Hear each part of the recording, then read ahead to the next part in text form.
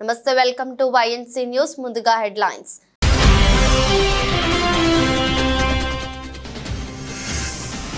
Future city అభివృద్ధి ప్రణాళికలపై సమీక్ష నిర్వహించిన సీఎం యుద్ధ ప్రాతిపదికన పనులు చేపట్టాలన్న రేవంత్ రెడ్డి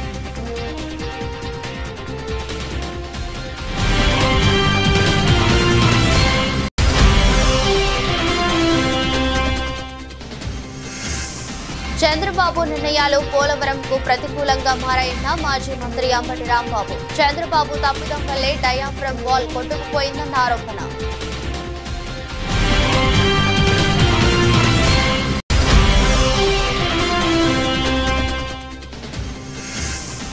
ఆదాని పెట్టుబడులు పెట్టినా స్వాగతిస్తామన్న మంత్రి శ్రీధర్ బాబు రాష్ట్ర ప్రయోజనాలే ముఖ్యమని స్పష్టం చేసిన మంత్రి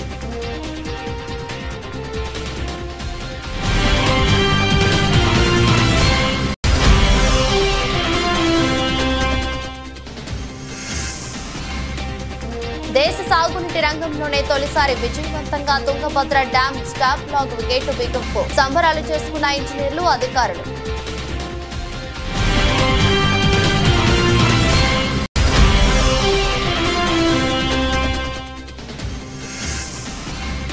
డైమండ్ లీగ్ బరిలో నీరజ్ స్విస్ లో ప్రాక్టీస్ ఆరంభించిన చోప్రా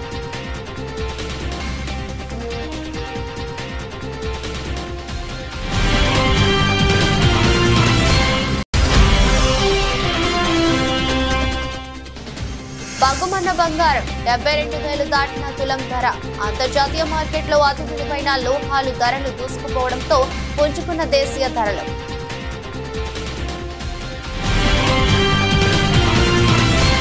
ఔటర్ రింగ్ రోడ్ నుంచి రీజనల్ రింగ్ రోడ్డు వరకు కనెక్టివిటీ ఉండేలా రోడ్డు మ్యాప్ సిద్ధం చేయాలని తెలంగాణ ముఖ్యమంత్రి రేవంత్ రెడ్డి అధికారులకు సూచించారు.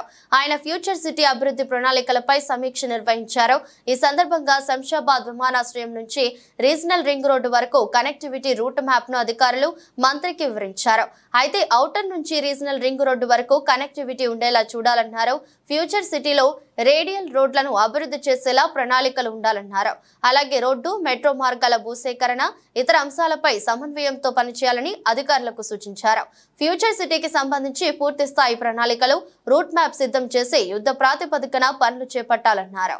పెట్టుబడిదారులను తమ ప్రభుత్వం వ్యాపారవేత్తలుగానే చూస్తుందని తమకు రాష్ట్ర ప్రయోజనాలే ముఖ్యమని మంత్రి ఐటీ పరిశ్రమల శాఖ మంత్రి దుద్దిల్ల శ్రీధర్ బాబు స్పష్టం చేశారు. 10 ఏళ్ల బీఆర్ఎస్ ప్రభుత్వం కొత్త పరిశ్రమల స్థాపనలో ఫెయిల్ అయిందని మంత్రి శ్రీధర్ బాబు తెలిపారు. ఐటీ పరిశ్రమల మంత్రిగా రాష్ట్ర ప్రభుత్వం తరఫున కేటీఆర్ కుదుర్చుకున్న ఒప్పందాల్లో కేవలం 30% మాత్రమే పెట్టుబడులు పెట్టాయని తెలిపారు. గత ప్రభుత్వం చేసిందంతా ప్రచార ఆర్భాటం తప్ప ఇంకేమీ లేదు. 30 మార్కులు సాధించిన ప్రభుత్వాన్ని ఫెయిల్ ప్రభుత్వమే అంటారు. సీఎంగా కేసీఆర్ 15 రోజుల పాటు చైనాలో పర్యటించారు. అప్పుడు 1,00,000 కోట్ల ఒప్పందాలు చేసుకున్న పెట్టుబడులు పెట్టింది కేవలం 30%. దావోస్, అమెరికా, కొరియా పర్యటనలలో మా ప్రభుత్వం చేసుకున్న ప్రతి ఒప్పందాన్ని వ్యాపారంగా మలిచేందుకు చిత్తశుద్ధితో కృషి చేస్తామని వివరించారు. No, they are doing their groundwork. Actually, first of all, on the philosophy, this question has been asked by many a time when I got, a call for an invitation to inaugurate a Adani-led space company product. Okay, so we are very clear. Our government is focused. Whoever would like to partner with this state government, we would like to invite them. Because ultimately, we need employment for our people, we need investment for our state, and our Chief Minister and we are all categorical in saying that whoever comes to invest in our state and would like to partner with us, we will definitely welcome them. On the philosophical issue, on the ideology issue of the Congress over there, we will definitely be aligning with our party and see that, what is the interest of the state is more important.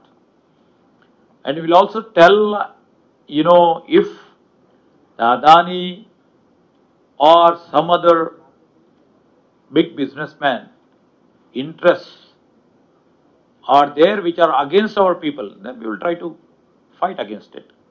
We are very quite clear on this. Tomorrow also, We were quite clear, whoever comes and partner with us to provide employment for our people, we will partner with them. Sardar Sarvai Papanna Goud జయంతి సందర్భంగా గాంధీ భవన్ లో PCC కల్లు గీత కార్మిక విభాగం ఆధ్వర్యంలో వేడుకలు ఘనంగా నిర్వహించారు. ఆయన చిత్రపటానికి మంత్రి పొన్నం ప్రభాకర్ నివాళులర్పించారు. ఈ సందర్భంగా మంత్రి మాట్లాడుతూ పాపన్న గౌడ్ చేసిన సేవలను కొనియాడారు. ఆనాడు రాజ్యాధికారం కోసం వారి పోరాటాన్ని బడుగులను ఐక్యం చేసుకుని ప్రత్యేక సైన్యాన్ని ఏర్పాటు చేసుకుని గోల్కొండ కోట జయించిన సర్దార్ సర్వాయి పాపన్న నేటి తరానికి ఆదర్శమన్నారు. అందరూ ఆయన జీవిత చరిత్ర తెలుసుకోవాలని, బడుగు బలహీన వర్గాల ఐక్యత కోసం ఆనాడు సైన్యంతో పోరాటం చేసే పరిస్థితి ఈ రోజు ప్రజాస్వామ్య పద్ధతిలో పెన్ను ద్వారా పోరాటం, ఓటు ద్వారా ప్రజాస్వామ్య పద్ధతిలో ముందుకు సాగాలని అన్నారు. ఈ కార్యక్రమంలో రాజ్యసభ సభ్యులు అనిల్ కుమార్ యాదవ్, ఎమ్మెల్సీ మహేష్ కుమార్ గౌడ్ మరియు కాంగ్రెస్ ముఖ్య నాయకులు పాల్గొన్నారు. సర్దార్ సర్వాయి పాపన్న 374వ జయంతి సందర్భంగా ఈరోజు తెలంగాణ రాష్ట్రంలో ఉన్నటువంటి బడుగు బలహీన వర్గాలందరూ ఆలోచింపజేసే దినం. ఆనాడు రాజ్యాధికారం కోసం మరి ఒక పోరాటాన్ని బడుగులను ఐక్యం చేసుకొని ప్రత్యేక సైన్యాన్ని ఏర్పాటు చేసుకొని గోల్కొండ కోట జయించినటువంటి సర్దార్ సర్వాయి పాపన్న ఈరోజు ఉన్నటువంటి తరానికి ఆదర్శం. అందరూ కూడా అతని జీవిత చరిత్ర తెలుసుకోవాలి. బడుగు బలహీన వర్గాల ఐక్యతకు సంబంధించి కావచ్చు, లేదా ప్రజాస్వామ్యంలో ఆనాడు సైన్యంతో పోరాటం చేయాల్సిన పరిస్థితి ఈరోజు ప్రజాస్వామిక పద్ధతిలో కలము, జ్ఞానము, విజ్ఞానము సంపాదించుకొని ఓటు ద్వారా ప్రజాస్వామిక పద్ధతులల్లా ముందుకు సాగాలని ఆకాంక్షిస్తూ వారి ఉద్యమ స్ఫూర్తి అందరికీ ఒక మార్గదర్శకత్వం కావాలని, వారందరికీ ఒక ఆరాధ్యంగా వారు పోరాడిన విధానం మనందరం కూడా ఈరోజు మార్గదర్శకత్వం తీసుకోవాలని ఆకాంక్షిస్తూ మరొకసారి మా అందరికీ మార్గదర్శి అయినటువంటి సర్దార్ సర్వాయి పాపన్న గారి జయంతి వేడుకలు గాంధీ భవన్లో నాగరాజు గారి ఆధ్వర్యంలో జరిగినాయి. తెలంగాణ వ్యాప్తంగా అధికారికంగా జరుగుతూ ఉన్నాయి. ఈరోజు రవీంద్ర భారతిలో కూడా గౌరవ ముఖ్యమంత్రి గారు, ఉప ముఖ్యమంత్రి గారు కూడా పాల్గొంటూ ఉన్నారు. దీనివల్ల సర్దార్ సర్వాయి పాపన్నకు సంబంధించినటువంటి బడుగు బలహీన వర్గాల నాయకత్వంలో అందరూ కూడా ఐక్యంగా, గ్రామీణ ప్రాంతాలతో సహా అందరూ ఐక్యంగా మరి ముందుకు సాగాలని కోరుకుంటూ పాపన్న గారికి. పోలవరం అంశంపై వైసీపీ నేత మాజీ మంత్రి అంబటి రాంబాబు మీడియా సమావేశం నిర్వహించారు. చంద్రబాబు వల్లే పోలవరం ఆలస్యమైందని ఆరోపించారు. డయాఫ్రమ్ వాల్ కొట్టుకుపోవడానికి కారణం చంద్రబాబు చేసిన తప్పుదమేనని అన్నారు. చంద్రబాబు సరైన నిర్ణయాలు తీసుకోకపోవడం పోలవరం పాలిట ప్రతికూలంగా మారిందని విమర్శించారు. వైసీపీ హయాంలో పోలవరం పనులను పరుగులు తీయించామని చెప్పుకొచ్చారు. డయాఫ్రమ్ వాల్ కొట్టుకుపోవడంతో పనులు ముందుకు జరగలేదని అంబటి రాంబాబు తెలిపారు. నాడు వైఎస్ఆర్ సీఎంగా ఉన్నప్పుడు పోలవరం ప్రాజెక్టుకు శ్రీకారం చుట్టారని, ఆయన మరణం తర్వాత పోలవరం బాధ్యతను కేంద్రం స్వీకరించిందని, అయితే ప్రాజెక్టును మేమే నిర్మించుకుంటామని చంద్రబాబు చెప్పారని వివరించారు. చంద్రబాబు వల్లే డయాఫ్రమ్ వాల్ కొట్టుకుపోతే అందుకు వైసీపీనే కారణమని తిరిగి మాపైనే ఆరోపణలు చేశారు అంటూ అంబటి రాంబాబు మండిపడ్డారు. పోలవరంపై ఎక్కడైనా చర్చకు సిద్ధమని స్పష్టం చేశారు. మేము ఏదైతే ఆర్గ్యూ చేస్తూ వచ్చామో, చంద్రబాబు నాయుడు గారి టైంలో ప్రోటోకాల్ లేకోకుండా ఏదైతే పిచ్చి పనులు చేస్తూ ప్రారంభించారో ఆ ప్రారంభాలన్నీ కూడా తప్పు అనేటువంటి మాట చాలా స్పష్టంగా దీనిలో వివరంగా వివరించారని ఈ సందర్భంగా నేను చెప్పదలుచుకున్నాను. మేము ఏం చెప్పాం చాలా స్పష్టంగా, అయ్యా నదిని డైవర్ట్ చేసి మాత్రమే మీరు డయాఫ్రమ్ వాల్ కట్టాలి, కాఫర్ డ్యాముల నిర్మాణం తరువాత మాత్రమే డయాఫ్రమ్ వాల్ కట్టాలి, దానికన్నా ముందు నదిని డైవర్ట్ చేయాలి, స్పిల్వేని నిర్మించాలి, నిర్మించిన తరువాత మాత్రమే మీరు చెయ్యాలి, అలా చేయకపోవడం వల్లనే ఈ ప్రమాదం జరిగింది అనేది చాలా స్పష్టంగా అనేక సందర్భాల్లో నేను చెప్పాను. గౌరవ జగన్మోహన్ రెడ్డి గారు చెప్పారు ముఖ్యమంత్రిగా ఉన్నప్పుడు, ఇవాళ సేమ్ అదే వాడు చెప్పారు. అయ్యా అన్నీ ఒకసారి స్టార్ట్ చేశారు. చంద్రబాబు నాయుడు గారు అధికారంలోకి వచ్చింది 2014లో, పన్ను ప్రారంభించింది ఇప్పుడయ్యా అంటే 2014 పోయి 2016 ప్రాంతంలో 2016 ప్రాంతంలో ఆయన ప్రారంభించాడు పనులు. 16 ప్రాంతంలో ప్రారంభించి అప్పుడు దాకా గ్యాప్ పట్టి పెట్టారు. 2014 నుంచి 16 డిసెంబర్ వరకు కూడా ఏ పనులు ప్రారంభించాల. నెగోషియేషన్ చేస్తూ వచ్చారు. మేం చేస్తామా, మీరు చేస్తారా, మాకు ఇస్తారా, మీకు ఇస్తారా, వాట్ ఈస్ దిస్ అంటే మనం చేస్తే లాభం వస్తుంది, దీనిలో కాంట్రాక్టర్ని పెట్టుకోవచ్చు అనేటువంటి పద్ధతుల్లో ముందుకు వెళ్ళారు. ఆ తర్వాత 2016 డిసెంబర్లో స్పిల్వే ప్రారంభించారు. మళ్ళా 2016లో స్పిల్వే ప్రారంభిస్తే ఏం చేయాలి? 2016లో స్పిల్వే ప్రారంభించి స్పిల్వే కంప్లీట్ చేసి నది డైవర్షన్ కంప్లీట్ అయిపోయిన తర్వాత అప్పుడు నువ్వు కాఫర్ డ్యాముల జోలికి వెళ్ళవలసింది. ఫిబ్రవరిలో ఇది ప్రారంభించారు, ఇమీడియట్గా డిసెంబర్లో ఇది ప్రారంభించారు, ఫిబ్రవరిలోనేమో డయాఫ్రమ్ వాల్ స్టార్ట్ చేశారు. దానితో పాటు కాఫర్ డ్యాములు స్టార్ట్ చేశారు. 2 కాఫర్ డ్యాములు, డయాఫ్రమ్ వాల్ సైమల్టేనియస్గా, అదేమో డిసెంబర్లో పెట్టారు, ఇదేమో ఫిబ్రవరిలో, సుమారుగా అదే టైంలో అన్ని సైమల్టేనియస్గా స్టార్ట్ చేశారు. ఇది తప్పిదం అని మేము అనేక సార్లు చెప్పాం. తెలంగాణ భవన్ లో సర్దార్ సర్వాయి పాపన్న గౌడ్ జయంతి వేడుకలను ఘనంగా నిర్వహించారు. ఆయన చిత్రపటానికి మాజీ మంత్రి శ్రీనివాస్ గౌడ్ నివాళులర్పించారు. అనంతరం ఆయన మాట్లాడుతూ తెలంగాణ బహుజన ఆత్మ గౌరవానికి, ధీరత్వానికి సర్దార్ సర్వాయి పాపన్న గౌడ్ ప్రతీకగా నిలిచారని అన్నారు. సబ్బండ వర్గాలకు రాజకీయ, సామాజిక సమానత్వం కోసం పాపన్న చేసిన కృషి చరిత్రలో సువర్ణాక్షరాలతో ఎప్పటికీ నిలిచి ఉంటుందని చెప్పారు. సర్దార్ సర్వాయి పాపన్న గొప్ప చరిత్ర గలటువంటి ఆ నాయకుని యొక్క చరిత్రను గతంలో ఎక్కడ కూడా ఆయనకు అధికారికంగా జయంతి ఉత్సవాలు చేయాలని కానీ, వర్ధంతి అధికారికంగా చేయాలని కానీ ఏ ముఖ్యమంత్రి కూడా ఆలోచన కూడా చేయలేదు, కనీసం సహకరించలేదు.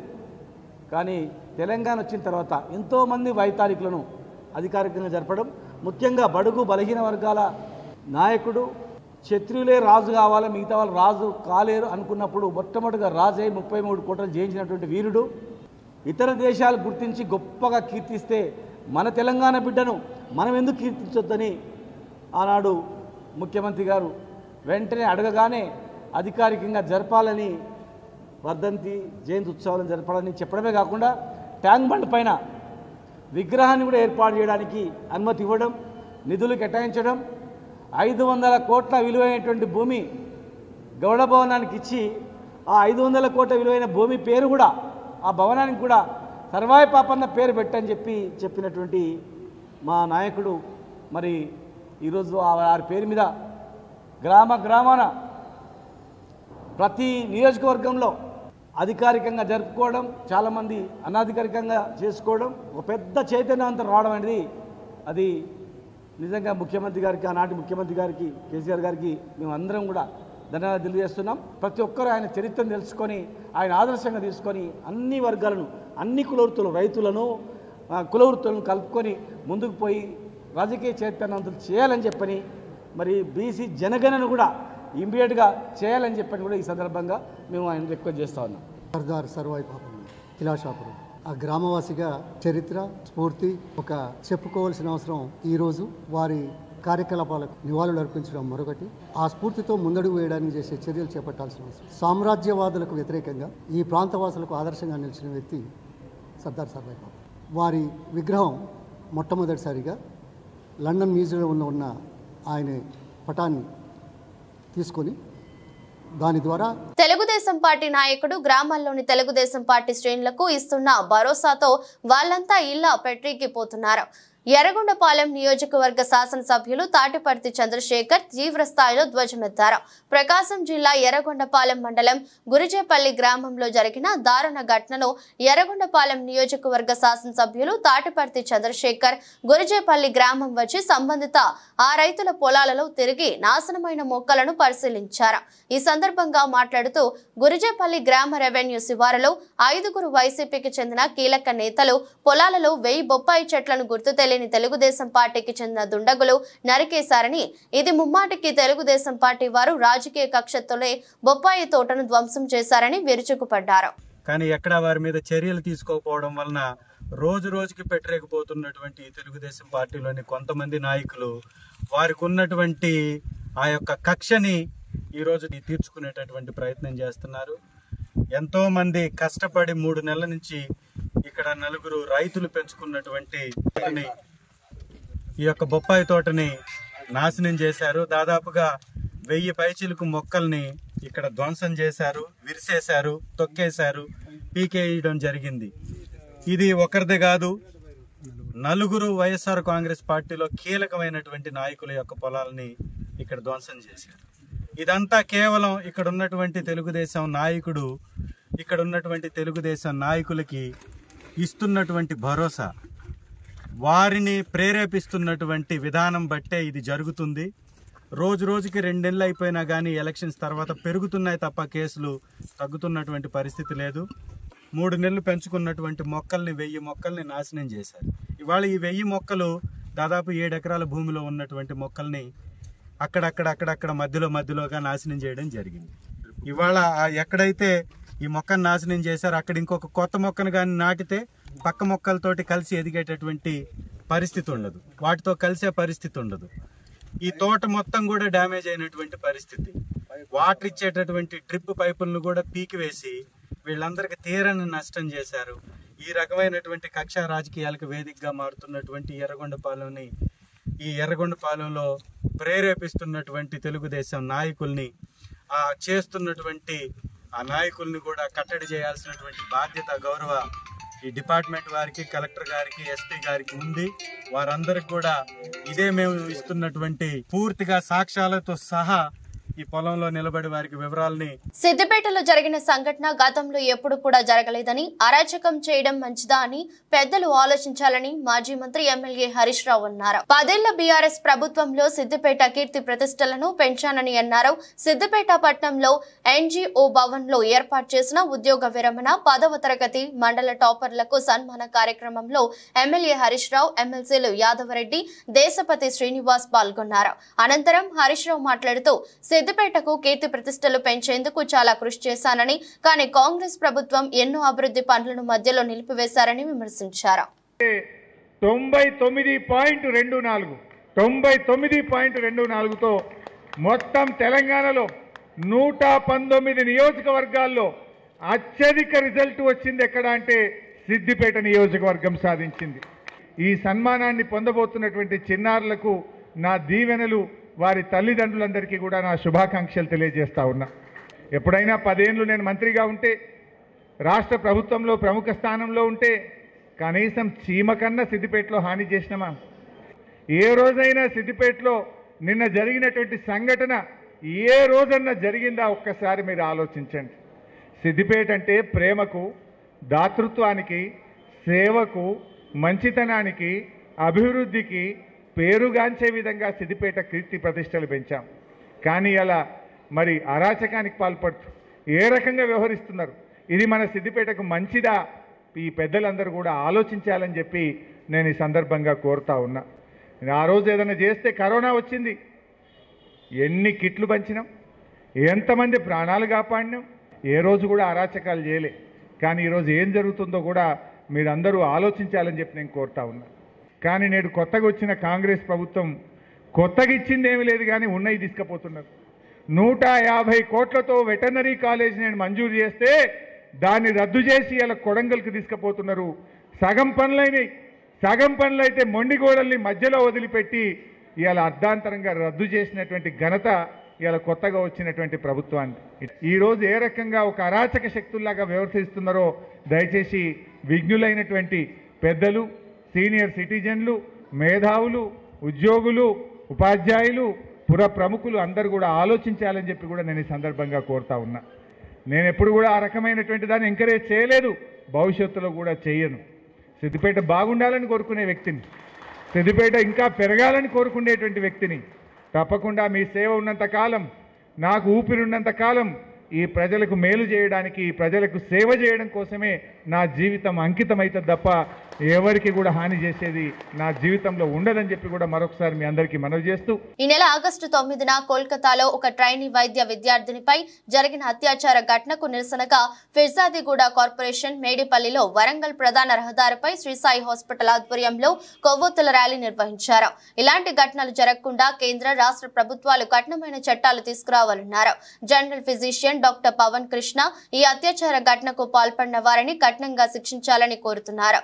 ఈ ర్యాలీలో డాక్టర్ మహేందర్, శ్రీ సాయి హాస్పిటల్ సిబ్బందితో పాటు స్థానిక యువజన సంఘాల విద్యార్థులు పాల్గొన్నారు. దైవంగా భావించి డాక్టర్ కు రక్షణ లేదని, ఘటనపై సుప్రీంకోర్టు సిట్టింగ్ జడ్జితో విచారణ జరిపించాలని ఎస్ఎఫ్ఐ రాష్ట్ర నాయకులు లక్ష్మణ్ డిమాండ్ చేశారు. భవిష్యత్తులో డాక్టర్ల రక్షణ పట్ల ప్రభుత్వాలు పకడ్బందీగా వ్యవహరించాలని కోరారు.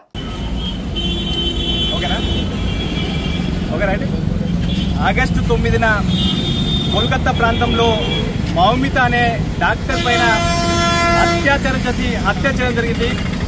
దాదాపు ఘటన జరిగి 9 రోజులు కావస్తులో కూడా ఒక అత్యాచార నిందితులను పట్టుకోలేకపోయారు.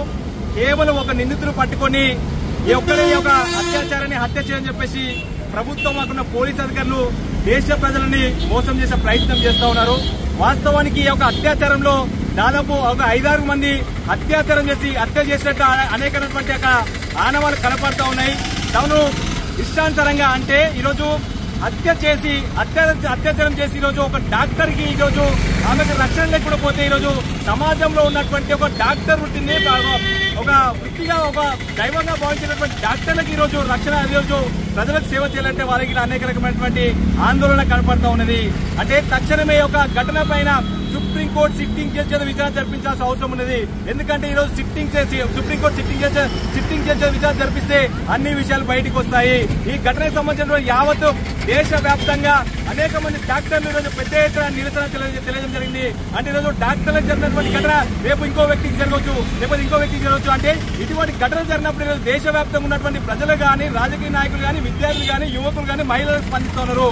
అంటే ఓన్లీ ఘటన జరిగినప్పుడు అంతా బయటకు వచ్చి ఈరోజు We want justice అని చెప్పి స్లోగన్ చేసి మనము ఈరోజు పోరాటం చేస్తా ఉన్నాను. అంటే ఈ యొక్క ఘటన జరగకుండా ప్రభుత్వాలు కూడా పటిష్టమైన చట్టాన్ని తీసుకొచ్చి ప్రభుత్వాలు కూడా అక్కడ ఉన్నటువంటి ఆ ప్రాంతాల్లో ఉన్నటువంటి డాక్టర్లకు కానివ్వండి, లేకపోతే ఒక మెడికల్ సిబ్బంది కానీ వాళ్ళ రక్షణ కల్పించిన ఒక పటిష్టమైన ఒక చట్టాన్ని అమలు చేసినప్పుడు ఈ ఘటన పునరుద్ధరణ కావు. ఎందుకంటే ఈరోజు దేశవ్యాప్తంగా ఈ ఘటన జరగడం చాలా దేశ ప్రజలకే అవమానకరంగా ఉంది. కాబట్టి ఖచ్చితంగా ఈ యొక్క భారతదేశంలో కేంద్ర ప్రభుత్వం కానీ, ఆ రాష్ట్రంలో ఉన్నటువంటి మమతా బెనర్జీ ప్రభుత్వం కానీ తక్షణం ఈ ఘటన పైన సుప్రీంకోర్టు సిట్టింగ్ జడ్జి విచారణకు ఆదించాల్సిన అవసరం ఉన్నది. ఆ తరుణంలోనే అక్కడ నిందితుల విషయాలు. మత్తు పదార్థాలకు వ్యతిరేకంగా యువత విద్యార్థులలో చైతన్యం తీసుకురావడానికి వరంగల్ పోలీస్ కమిషనరేట్ పరిధిలో ఆదివారం ఉదయం 4K రన్ కార్యక్రమాన్ని నిర్వహించారు. హన్మకొండలోని పోలీస్ పరేడ్ గ్రౌండ్ నుండి అదాలత్ సర్కిల్ వరకు 4K run CP amber Kishore జెండా ఊపి కార్యక్రమాన్ని ప్రారంభించారు. ఈ కార్యక్రమంలో సిపితో పాటుగా వరంగల్, హన్మకొండ జిల్లా కలెక్టర్లు, మున్సిపల్ కమిషనర్, అదేవిధంగా పాఠశాల విద్యార్థులు, యువత ఉత్సాహంగా పాల్గొన్నారు. ఈ సందర్భంగా వరంగల్ పోలీస్ కమిషనర్ అంబర్ కిషోర్ జూ మాట్లాడుతూ యువత మత్తు పదార్థాలకు బానిసై జీవితాన్ని నాశనం చేసుకోవద్దని, మత్తు పదార్థాలను సేవించినా, అమ్మినా, సప్లై చేసినా చట్టపరంగా కఠినమైన చర్యలు తీసుకుంటామని, ఇలాంటి వాటికి బానిసై యువత బంగారు జీవితాన్ని నాశనం చేసుకోవద్దని ఈ రోజు ఈ కార్యక్రమం నిర్వహించామని తెలిపారు. మత్తు పదార్థాల గురించి సమాచారం తెలిస్తే పోలీసులకు సమాచారం ఇవ్వాలని అన్నారు. మ్యూజిక్, బుక్స్, ఫిట్నెస్, ఇంకా చాలా విషయాలు ఉన్నాయి లైఫ్ లో which makes life really beautiful.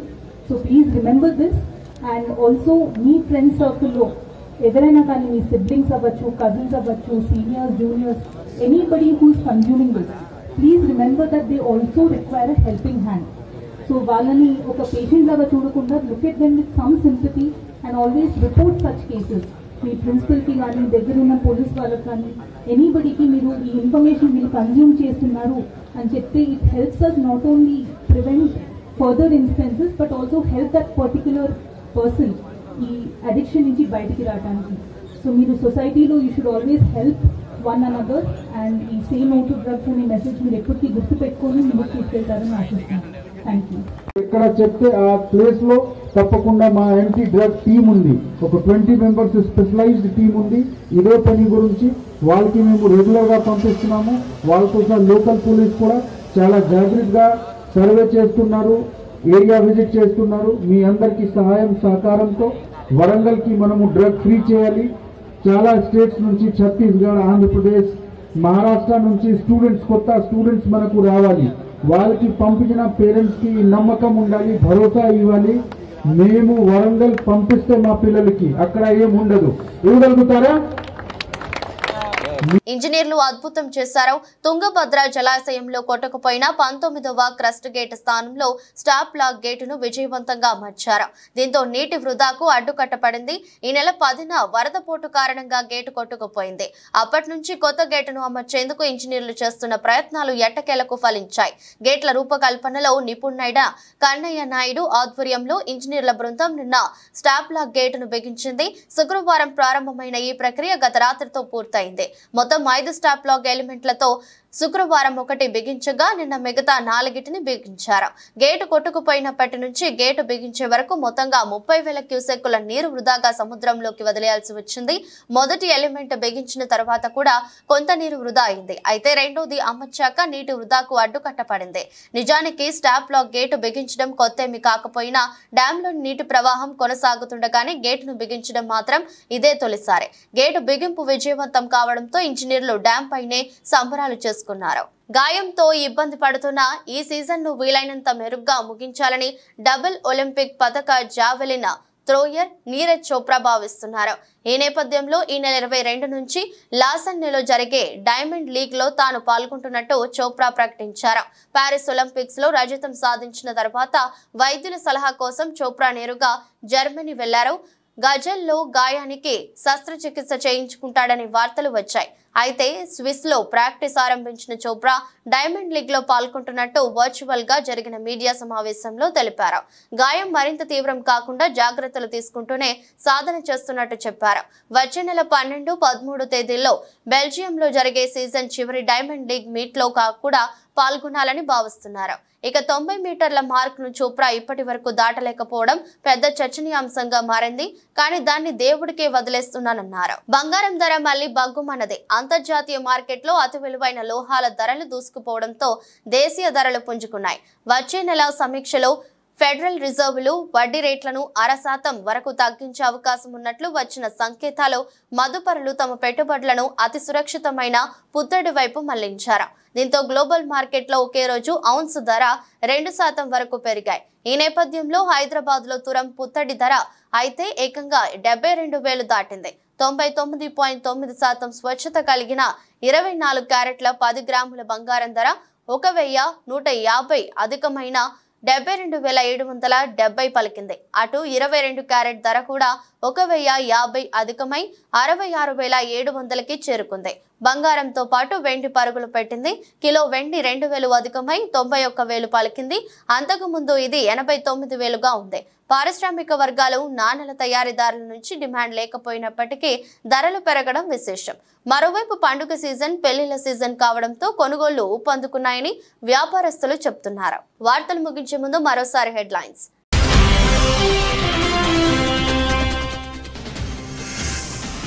Future city అభివృద్ధి ప్రణాళికలపై సమీక్ష నిర్వహించిన సీఎం. యుద్ధ ప్రాతిపదికన పనులు చేపట్టాలన్న రేవంత్ రెడ్డి.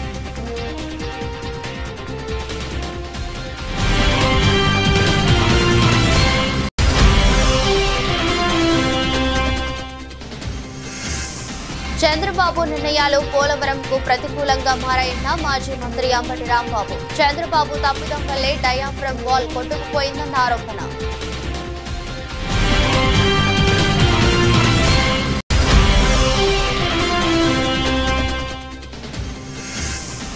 ఆదాని పెట్టుబడులు పెట్టినా స్వాగతిస్తామన్న మంత్రి శ్రీధర్ బాబు. రాష్ట్ర ప్రయోజనాలే ముఖ్యమని స్పష్టం చేసిన మంత్రి.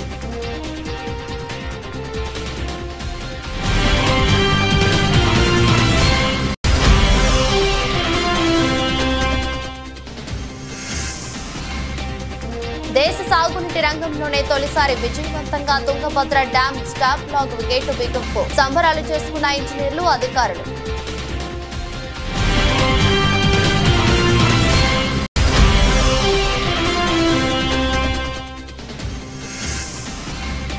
డైమండ్ లీగ్ బరిలో నీరజ్. స్విస్ లో ప్రాక్టీస్ ఆరంభించిన చోప్రా.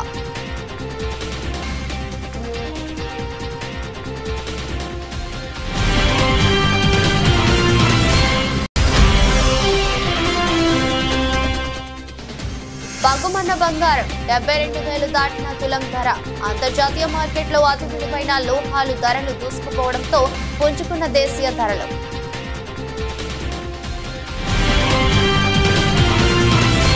ఇది రోజు బులెటిన్. మరో బులెటిన్లో మళ్ళీ కలుద్దాం. అంతవరకు సెలవు. నమస్కారం.